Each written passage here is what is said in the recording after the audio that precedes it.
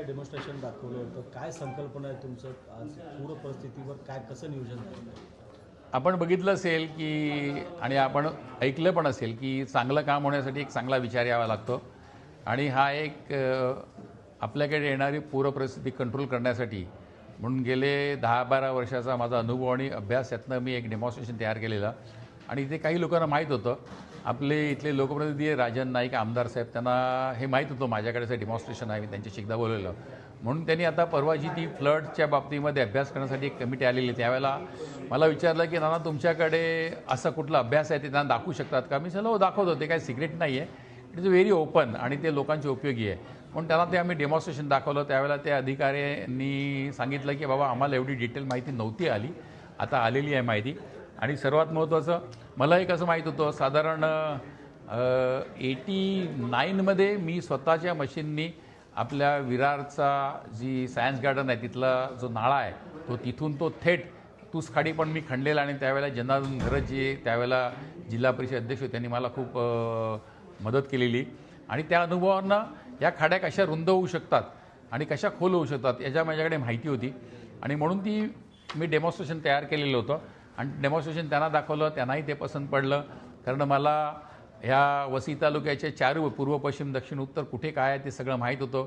पावसाचं पाणी कुठून येते, ते कुठे जायला पाहिजे, कसं जायला पाहिजे, भरती ओटीचा थोडासा अभ्यास होता आणि त्यातनं मी डेमॉन्स्ट्रेशन तयार केलं होतं आणि त्यांना दाखवलं. आणि तुम्ही बघितलं असेल की तुंगारेश्वर डोंगर म्हणजे विरार पूर्वकडनं येणारा पाण्याचा लोट जो आहे तो पश्चिम भागामधले येतो, रेल्वेच्या पूर्व पश्चिम पसरतो आणि तिकडनं खाडी समुद्रामध्ये जाण्याचा मार्ग म्हणजे दक्षिणोत्तर 2 ज्या खाड्या आहेत, एका बाजूला वैतरणाची नदी आहे उत्तरेला आणि दक्षिणेला आहे वसईची खाडी, तिथे जातं आणि तिथून ते पाणी मग समुद्राला मिळतं.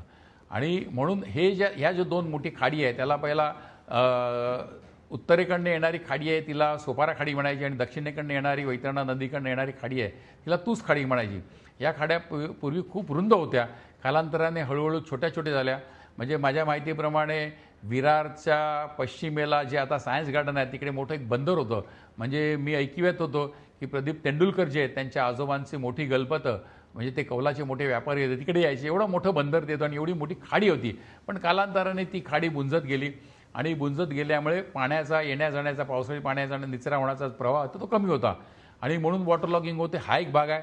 दुसरं हा जो मधला जो भाग आहे रेल्वेच्या पूर्व पश्चिम जो थोडासा सखल भाग आहे त्या भागामध्ये नवीन डेव्हलपमेंट झाली आणि त्या डेव्हलपमेंट करत असताना तिथे जे काही लँड फिलिंग झाली त्यामुळे नॅचरल जे होल्डिंग पॉन्ड्स होते म्हणजे पावसाचं पाणी साठवून ठेवण्यासाठीचे उपाय होते ते निघून गेले.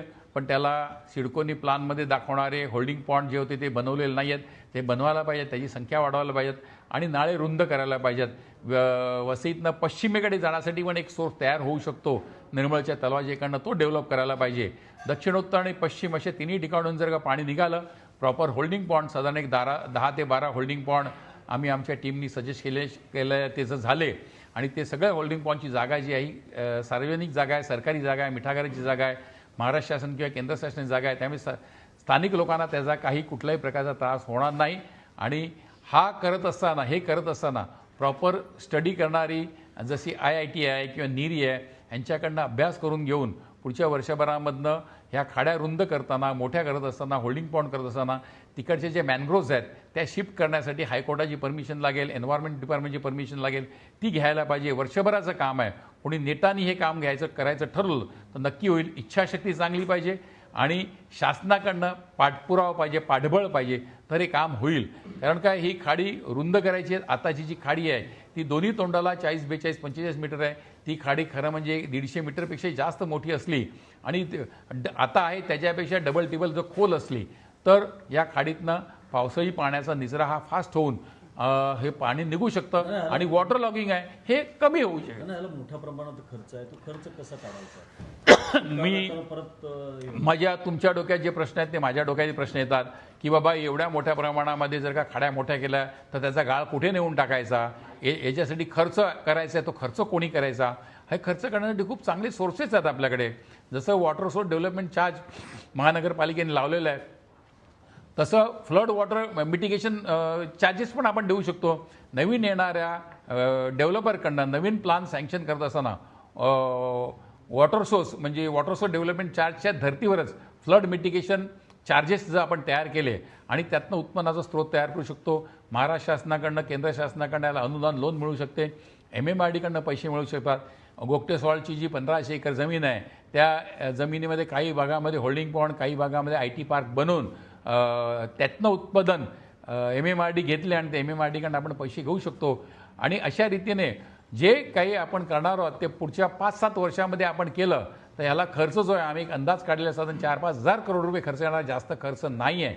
आणि वसई विहाराचं क्षेत्रफळ, वसई विहाराचं बजेट आणि गरज लक्षात घेता हे करणं आवश्यक आहे आणि होऊ शकतं. फक्त लोकप्रतिनिधीची इच्छाशक्ती लागते, त्या जोडीला इथलं जे अधिकारी आहेत, पदाधिकारी आहेत यांची इच्छाशक्ती लागेल, नगरपालिकेच्या स्टाफची इच्छाशक्ती लागेल, पत्रकारांचं पाठबळ लागेल आणि मंत्रालयातनं सेंट्रल गव्हर्नमेंट आणि स्टेट गव्हर्नमेंट पॉलिटिकली पाठबळ असेल तर हे सहज शक्य आहे. धन्यवाद.